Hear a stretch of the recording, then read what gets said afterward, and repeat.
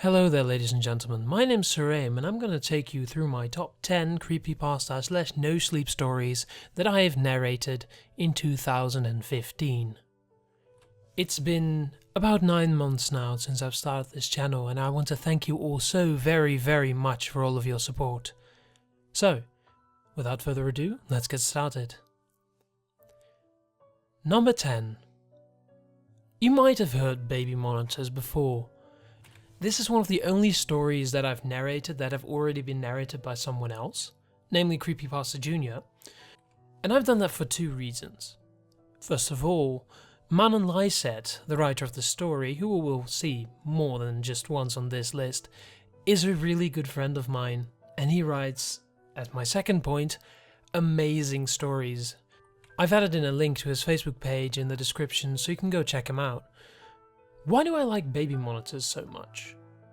I mean, it's a pretty simple story, but it's done in such a way that it's made to be both believable and very creepy.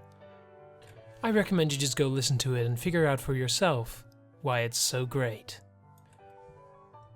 Number 9. The definition of insanity is one of the only short stories on this list. Why? Because the story allowed me to do something really cool. See, the story is about a man who's in hell.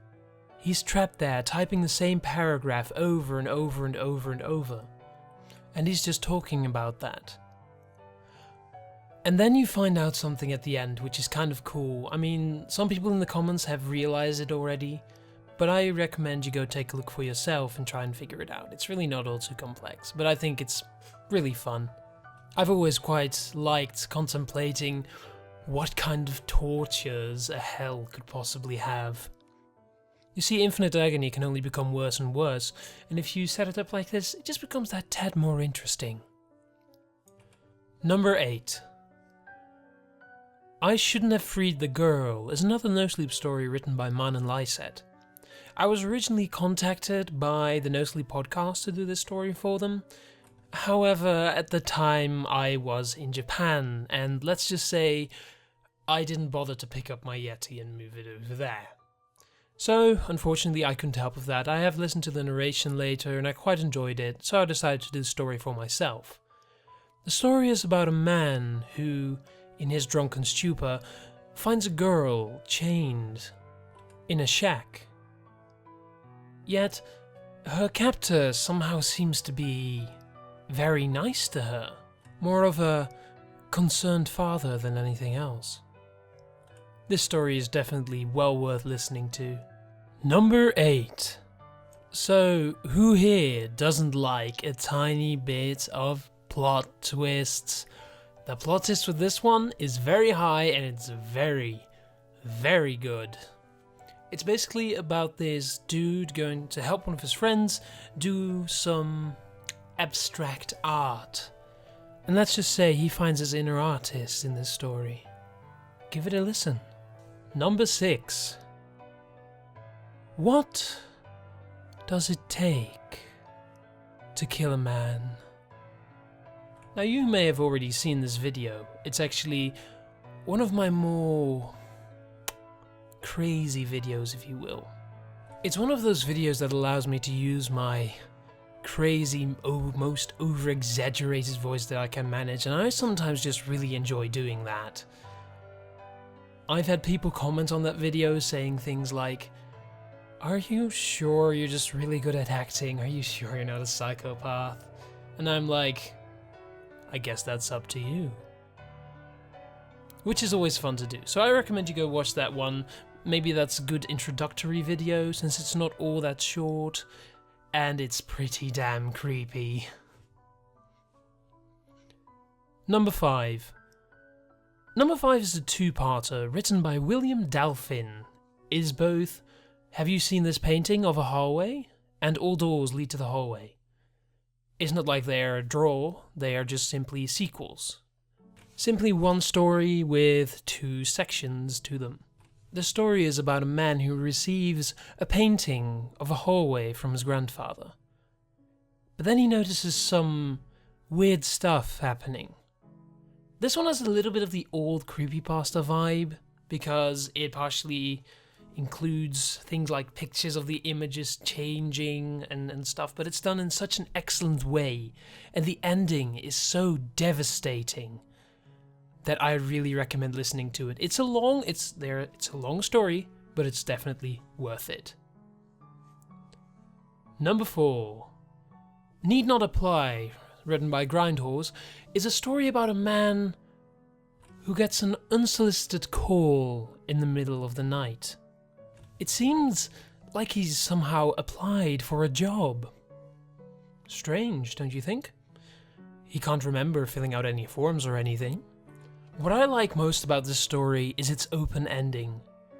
Of course, people will ask for sequels, but there are none to be found, leaving practically everything in the story up to the reader's imagination. Which is what I love about a lot of stories. It's the questions at the end of a story that leave you lying in bed, awake at night, thinking, what could possibly have happened to this guy? So give that one a listen as well. Number 3, The Odd Kids.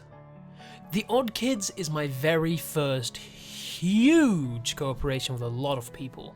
It's a 1 hour long, fantastic story about this kid and her friend who meet some weird kids, later known as the Odd Kids, and eventually they follow him past the creek.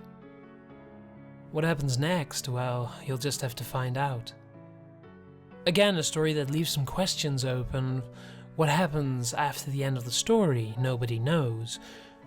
But even though it's considerably less than Need Not Apply, the simple huge collaboration and the huge amount of time that went into the story makes it worth every single second. Number 2. You may have heard of Gigi the Coffee Girl before. This story, written by the Special Blank, is his most popular story. Now, this is a whole different type of horror story. In fact, one would classify it as a sob story. It's a very sad story about a man who meets a female barista that he falls in love with. I can already tell you that it's not gonna end well, but you should listen to it for yourself. And now, ladies and gentlemen, for our number 1 story, Beacon House. Oh my god, you may have heard this already. I love this story to bits. Why, you might ask? Beacon House is a story about an investigator who's investigating a certain murder case, a mass murder case that happened in Beacon House. Turns out, it had more to do with the architecture than anything else. Now, this story is a huge story. It's an hour long, so you better sit down and listen to it, like eyes closed, maybe before you go to bed, but it's worth every single second. It's tense, it's mysterious. Beacon House just grabs you and holds you for that entire hour till the end. Anyway, ladies and gentlemen, I hope you enjoyed that. I would also want to say thank you. Thank you so much for 1,500 subscribers. What a crazy number that is. Compared to other YouTubers, it might not be much, but for me, for little old me, in 9 months, that is ridiculous. The entire concept that people would want to listen to my voice is ridiculous to me. There are a few more things I would like to pull your attention to. First of all, I have started a Facebook page, so if you would like to follow me there and get notified on every new video I upload, then please do. I've also been running a Twitter for the full 9 months, so you might want to check that out as well. That's @SirAyme. And you can find all those links in the description. Now I'm going to ask you for the usual, so please like, comment, subscribe, and wait for the wonderful stories of 2016.